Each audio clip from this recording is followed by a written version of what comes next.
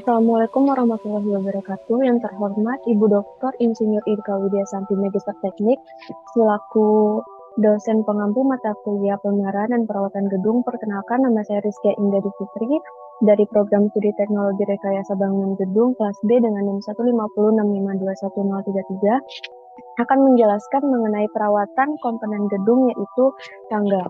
Berikut saya akan menjelaskan mengenai lingkup perawatan tangga. Berikut adalah hal-hal yang meliputi perawatan tangga. Untuk perawatan sendiri itu meliputi beberapa hal. Yang pertama itu adalah rehabilitasi. Rehabilitasi merupakan memperbaiki komponen bangunan yang rusak sebagian yang dengan tujuan adalah tetap menjalankan fungsi yang tetap sebelumnya dengan mempertahankan baik dari segi arsitektur maupun struktur dari bangunan tersebut. Yang kedua adalah renovasi. Renovasi merupakan memperbaiki komponen bangunan yang rusak berat sebagian untuk tetap menggunakan fungsi sebelumnya ataupun fungsi tersebut dapat berubah alih, yang mana dari segi arsitektur maupun strukturnya itu juga dapat berubah. Yang ketiga adalah restorasi. Restorasi merupakan memperbaiki komponen bangunan yang rusak berat sebagian, yang mana untuk fungsinya itu dapat berubah atau tetap seperti sebelumnya. Begitu juga dengan segi arsitekturnya itu tetap seperti sebelumnya, namun dari segi strukturnya itu terdapat perubahan. Berikut adalah tingkatan kerusakan. Untuk tingkatan kerusakan sendiri itu terbagi tiga, yaitu ada ringan, sedang, dan berat. Untuk kerusakan pada komponen tangga sendiri itu termasuk dalam klasifikasi tingkat kerusakan yang ringan.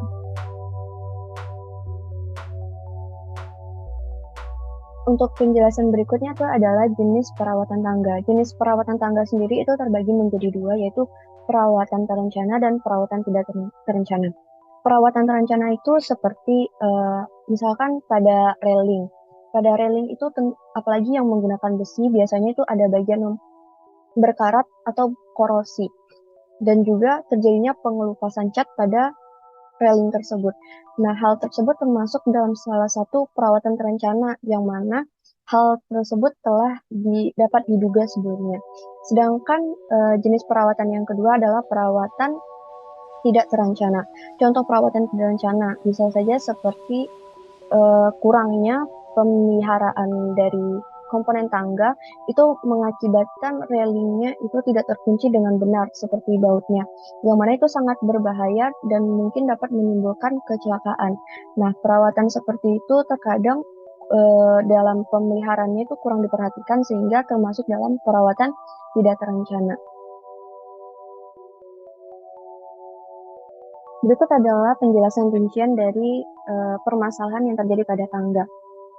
Tangga sendiri itu merupakan salah satu komponen yang sangat penting dalam suatu gedung, yang mana bukan hanya saja berfungsi sebagai sarana transportasi vertikal pada gedung, juga sebagai jalur evakuasi apabila terjadi kebakaran atau bencana lainnya, dan juga sebagai unsur arsitektur yang mana dapat mempengaruhi tata ruang pada bangunan sendiri.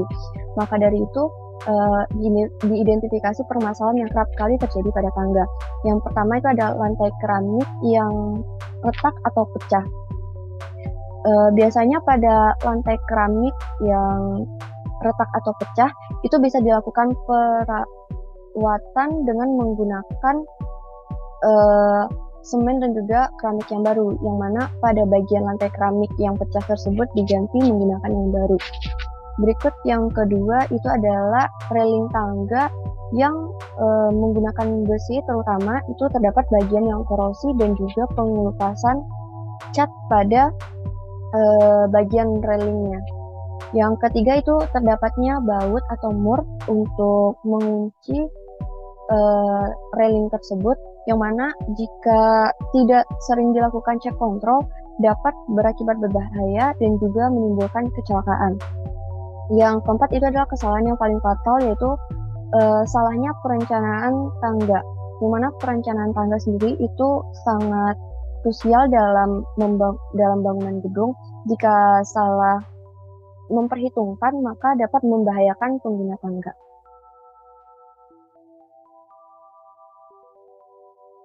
Berikut adalah solusi dari permasalahan tangga. Yang pertama itu dari komponen lantai keramik, yaitu untuk memberikan solusi terhadap permasalahan tersebut, yaitu tentu dengan mengganti lantai keramik yang pecah. Yang mana lantai keramik yang pecah itu dapat berakibat fatal dan dapat membahayakan pengguna tangga itu sendiri. Yang kedua adalah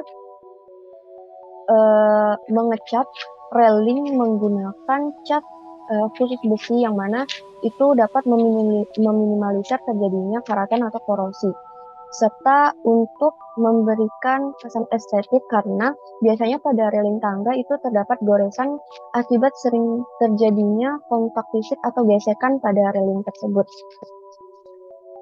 Dan yang berikutnya itu adalah mengganti atau seringnya melakukan pengecekan pada bagian baut yang terdapat pada tangga.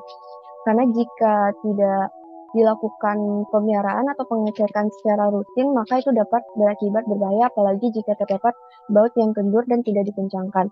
Berikutnya itu adalah solusi yang berikutnya itu perencanaan tangga yang mana sesuai dengan standar yang telah ditentukan, sehingga tidak perlu adanya perubahan ataupun mengulang jika terjadi kesalahan pada perencanaan tangga yang telah dilakukan sebelumnya. Berikut adalah ketentuan perencanaan tangga.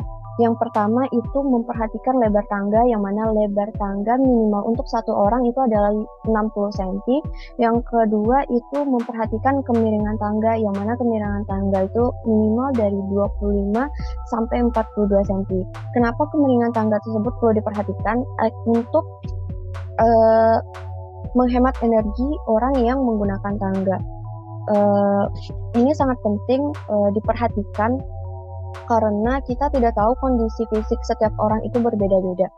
Yang ketiga itu adalah tinggi anak tangga itu atau optretnya itu 14 sampai 20 cm agar langkah kaki orang yang naik tangga itu tidak terlalu berat atau terlalu susah.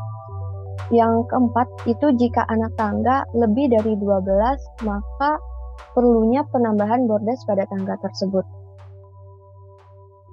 Mungkin hanya itu yang dapat saya sampaikan dalam rincian penjelasan tugas bagian 2 mengenai tentang perawatan tangga. Lebih dan kurang saya mohon maaf. Wabillahi taufiq wal hidayah. Wassalamualaikum warahmatullahi wabarakatuh.